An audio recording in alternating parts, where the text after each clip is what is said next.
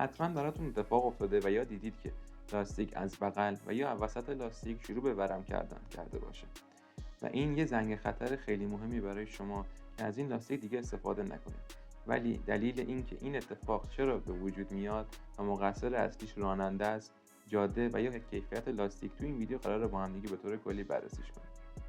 اولین سوالی که وجود میاد اینه که لاستیک دو پوست شده یعنی چی؟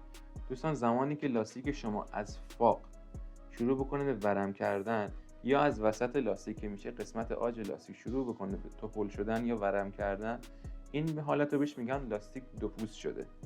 پس هر وقت شما این اتفاق واسهتون افتاد، مهمترین چیز اینه که ماشینتون رو نگه دارید و هیچ حرکتی دیگه باش انجام ندید، چون خطرناکترین حالت ممکن برای یه راننده اینه که لاستیکش دو پوست شده باشه.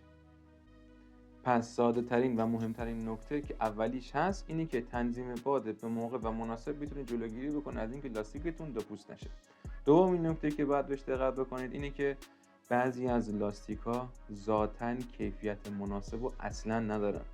مثل لاستیک‌های ایرانی، شما یعنی هر چقدر که طرفدار لاستیک‌های ایرانی باشید ولی توی دوام و کیفیت هیچ حرفی واسه گفتن ندارن به نسبت لاستیک‌های چینی، ژاپنی و یا کره‌ای.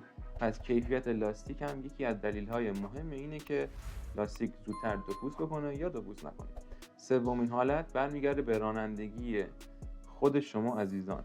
یعنی شما خیلی وقتا شده من دیدم، یعنی به شخص کنار کسی نشستم دیدم دست انداز میبینه، سرعتگیر میبینه، از روش یا میپره یا توش میکوبه یا هر چیز دیگه. دوستان، شما لاستیک، بهترین لاستیک که میشلن هم هست داشته باشید، توی دست انداز یا توی هر چاله چوله هم بزنید، احتمال اینکه لاستیکتون خراب بشه هست و با رعایت کردن خیلی ساده که همین رانندگی هست میتونید جلوگیری کنید از اینکه لاستیکتون دو پوست نشه و با رعایت کردن دیدن و گرفتن چاله چوله میتونید خیلی راحت جلوگیری کنید از اینکه لاستیکتون دیگه دو پوست نشه.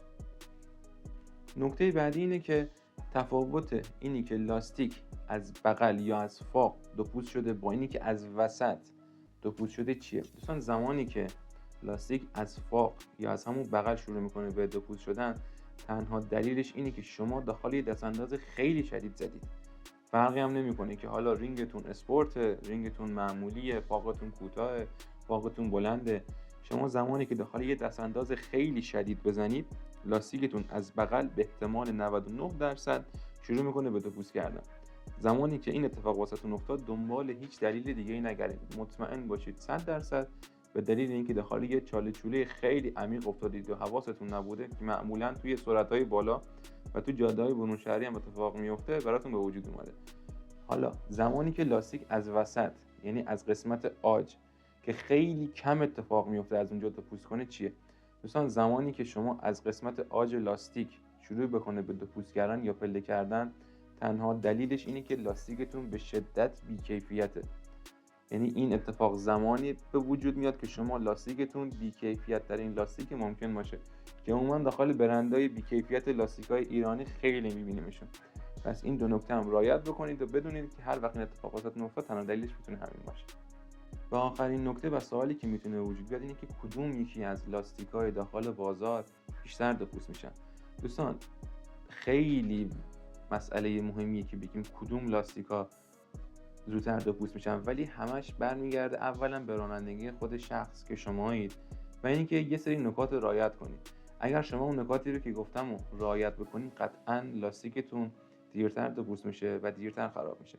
ولی اگر بخوایم بررسی کنیم و دقیق بگیم که کدوم لاستیک‌ها زودتر دو پوست میشن، کسایی که رینگ اسپورت میندازن و لاستیک‌های فاق کوتاه مثلا 35 40 و حتی فاق 45 استفاده میکنن، احتمال اینکه لاستیکشون زودتر دو پوست بشه با توجه به شرایط جاده‌ای ما که خیلی افتضاح هست خیلی بیشتره.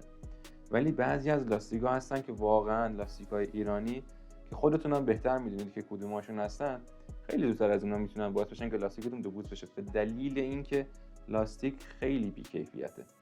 پس این دو نکته که بهتون گفتم خیلی مهمه و بتونید رعایتشون بکنید و با این رعایت کردن نکات باعث میشه که لاستیکتون دیگه دو پوست نشه. امیدوارم این ویدیو لذت کافی رو برده باشید. تا ویدیوی بعد، خدا نگهدار.